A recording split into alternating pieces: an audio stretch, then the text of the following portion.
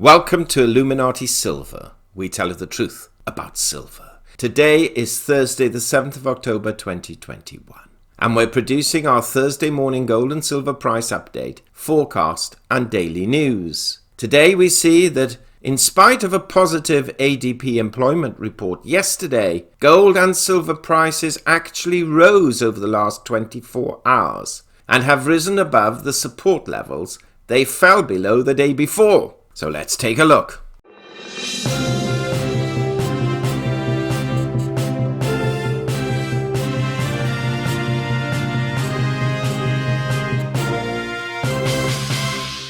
Welcome to Illuminati Silver. It's Thursday, the 7th of October 2021, 11:02 a.m. GMT +1.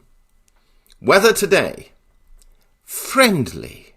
Now, what do we mean by that? Well, it's a mix of the sun coming out, but with a few clouds, no wind, and certainly no precipitation. It's the sort of morning that you could go out and walk without becoming overheated or too cold. In other words, it's friendly. But we can see in the news today that the European Union hasn't been that friendly, particularly France, but they may become more accommodating. But certainly Russia is attempting to be friendly. As we can see in this headline, Russia offers to ease Europe's gas crisis, but with strings attached. Now, as regular listeners to this podcast video know, the UK in particular has had some gas price issues, and so has the rest of Europe. Now, Russia is offering to ease Europe's gas crisis, with winter fast approaching and a stunning energy price surge pummeling Europe. Russian President Vladimir Putin chose an opportune moment to use his country's leverage as an oil and gas superpower. On a chaotic day that saw European benchmark gas surge 40% in a few minutes, Putin eased prices by offering to help stabilize the situation. Russia could potentially export record volumes of the vital fuel to the continent this year, he said. Quick certification of the controversial Nord Stream 2 natural gas pipeline would be one way to achieve this, according to Deputy Prime Minister Alexander Novak. Nord Stream 2 lies completed under the Baltic Sea between Russia and Germany, but is tied up in a long, complicated and highly politicized permitting process. While Putin himself didn't directly link additional supplies to approval of the pipeline, he noted that another major route for Russian exports to Europe, Ukraine, was more expensive and polluting. Ukraine raises its head again. Let's think through the potential increase of supply on the market. Only we need to do it carefully, Putin said at a televised meeting on Wednesday. Now, in addition to that, the European Union is drafting proposals to address British concerns about trade flows between Northern Ireland and the rest of the United Kingdom. The EU will offer greater flexibility in shipping pharmaceuticals into Northern Ireland and the process for inspecting food products while simplifying customs checks and providing a bigger role for local institutions, according to a senior EU official. That's still a long way short of UK demands that the EU scrap the Northern Ireland Protocol, which governs trade flows between Britain, Northern Ireland and the Irish Republic in the post-Brexit period. The EU has said that it won't renegotiate the protocol, but is willing to make adjustments to ease bottlenecks between Britain and Northern Ireland. Unless the EU backs down in the next few weeks, the UK is threatening to invoke Article 16 of the protocol, which gives either side the right to suspend parts of the agreement if it causes serious economic, societal or environmental difficulties. In that instance, the EU would have the right to take reciprocal measures to safeguard the integrity of the single market and that could disrupt the broader trading relationship between the two sides. Well, we shall see how that pans out, but certainly geopolitically, it could have a bearing on markets, certainly in the UK and in Europe.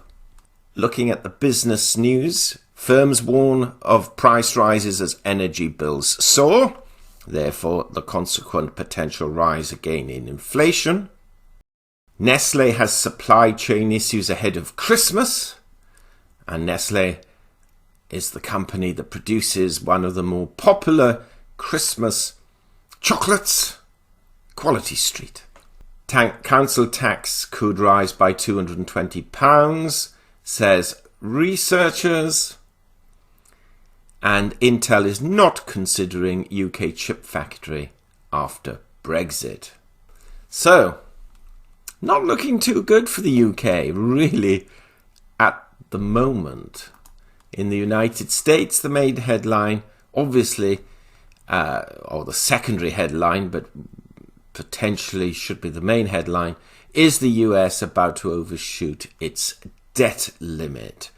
Now, those who've been following this know that the Republicans have said that it's up to the Democrats to get this particular bill through. US lawmakers are once again locked in a dangerous game of brinkmanship over lifting the debt ceiling, a limit on how much the US government can borrow. Treasury Secretary Janet Yellen warned Congress last week that the country will reach its ceiling by the 18th of October. That's 11 days from now. Republicans are daring Democrats to resolve the conflict alone, but Democrats say they're being reckless. The showdown has prompted fears of a default on the national debt. Now, frankly, our view is we have these sort of brinkmanship issues each time this particular debt ceiling arises, and they're always resolved in the end. But that will not stop markets, I should say, from being somewhat concerned. Now, having said that, dollar index is still holding above 94 at 94.19. Energy prices fallen back ever so slightly, 75 cents down on Brent crude and over $1 down on WTI crude. Equity markets yesterday, generally good. Up 0.25% to 0.5% in the US. Asia overnight, with the exception of the Tokyo Exchange, the Topix Index, broadly up anything from 0.5% to up 3% in Hong Kong. And trading this morning across Europe and the UK, broadly up just over 1%. What happened to the economic figures yesterday? Well, we had a slight interesting scenario. The ADP employment figures came out quite positive for September, giving us 568,000 jobs compared to expectations of 425. Now, the normal expectation of that, especially when you combine that with the previous days, that's Tuesdays, services PMIs being slightly better than expectations, one would have thought that would have acted as a bit of a headwind to gold and silver prices because of the potentiality for tapering. Well, that didn't actually happen yesterday. And we can see that gold actually went up $10 over the last 24 hours and is now comfortably again above that key support and occasional resistance level of 1750. So we have gold at 1,761. It'll be interesting to see if that position reverses on Friday when we have the non-farm payrolls. We're going to look today at the initial jobless claims and the continuing jobless claims. And we mustn't forget consumer credit, though we suspect that's not going to be hugely different from expectations. But it'll be tomorrow's non-farm payrolls that will be crucial. Silver is also up a healthy 36 cents at $22.68. Cryptocurrency markets. Well, Bitcoin has been on a tear of late, up 6.8% over the last 24 hours and up 25% over the last 7 days, which is a great achievement when you consider the price of Bitcoin, which is now $54,237. And we're seeing most of the top, not all, but most of the top crypto up today, at least 5 to, in terms of Polkadot, 13%. Have a market capitalization of $2.3 trillion. Many pundits are expecting that to rise to 2.5 before the end of this month, and possibly as high as $3 trillion by the end of the year. We shall see if that happens. Meanwhile, thank you so much for listening. Please give us a thumbs up, subscribe, press the bell sign. We're all waiting for the non-farm payrolls on Friday. We expect gold and silver to move a little before then, but not of any substance. Illuminati silver owners come from a background of banking, international wealth management and economics. Having now retired from these worlds, we are not qualified to give investment advice. Therefore, this and other productions must not be deemed to be giving such advice and merely represent the personal views of its owners.